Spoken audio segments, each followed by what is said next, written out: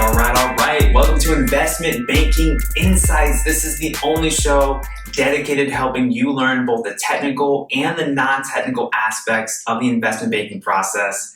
Hello, my name is Alex Mason and I am your host. Thank you for joining me today. We're talking about accounting basics, and I really want to go through all of the financial statements, cover just the fundamental basics of what they are and then various components. Last time we talked about the balance sheet, and today I want to talk to you about a very important financial statement called the income statement. So let's go ahead and go to the whiteboard and talk about exactly what this is and what it's comprised of. Okay, so we're going to be talking about the income statement. You'll see this IS for short, income statement. And basically what this is it answers the question for us. After a company has made a bunch of revenue, paid for all of their expenses, what is left over as the profit? So we have this concept of profit, this concept of expenses, and concept of revenue. So just very simply, at the very top, this is called the top line, you'll see revenue. Now, revenue is the amount of money the company has earned by selling some kind of product or service. And you may also see this referred to as sales. So revenue and sales are the exact same thing.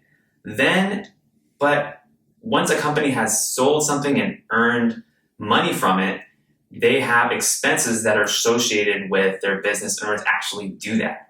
So we have different types of expenses. Really, a big part of the income statement and understanding it is just understanding the various types of expenses that exist and how they're categorized.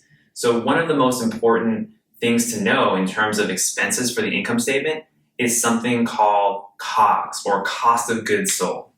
So you have COGS, cost of goods sold.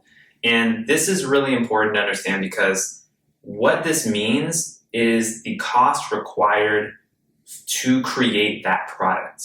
So if you have a widget factory and you're selling widgets and you're earning revenue from those widgets, your COGS is telling you how much it actually costs to make the widget. And the reason this is important is because it helps us differentiate from other types of expenses. So the cost to create a product is not the only cost that a business has. A company has to pay its people, for example. A company has to literally keep the lights on in the factory or the building. Those are other kinds of expenses. But effectively what we have is your revenue is at the top, COGS comes next, and then we need to look at other expenses. So if we have, I'm just going to put other expenses here because there's so many different categories. But one thing that we can see is something called SG&A, for example. SG&A stands for Selling, General, and Administrative Expenses. It's a very common type of expense category you'll see on an income statement. That's where all the salaries go, or in some cases where like marketing goes, things like that. You may see other categories depending on the type of firm, like research and development costs, that kind of thing. But fundamentally, you have your cost of goods sold. That's what actually went into making the product or service. And then you have all of your other expenses in terms of expenses related to actually running the business. So within just this area, we kind of encapsulate the main drivers operationally of the business. So if you subtract your cost of goods sold from your revenue, you get something called gross profit. If you keep subtracting your other expenses from that as well, you get something called operating profit. And this is also known as EBIT. So EBIT is an acronym that stands for Earnings Before Interest and Taxes. Earnings before interest and taxes.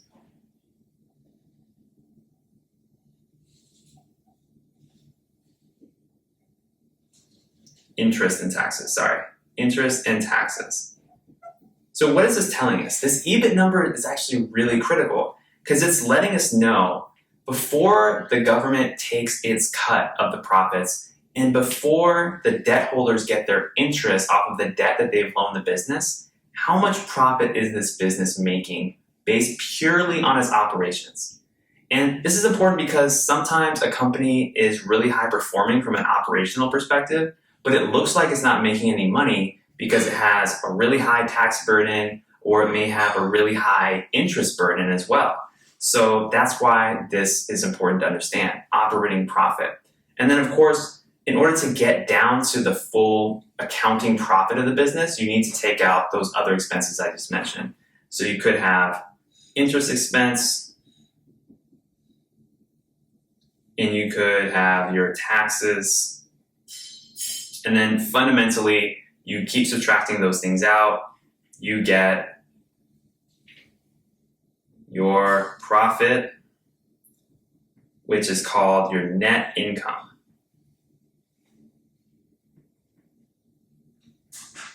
Now, from an accounting perspective, net income is the final number. Like, this is called the bottom line.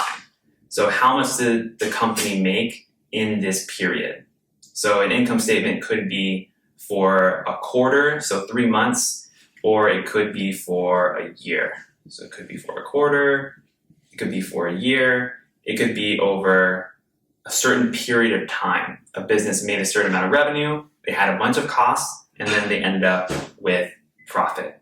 So fundamentally, that's what the income statement is all about. It's all about recording how did we get from revenue to profit.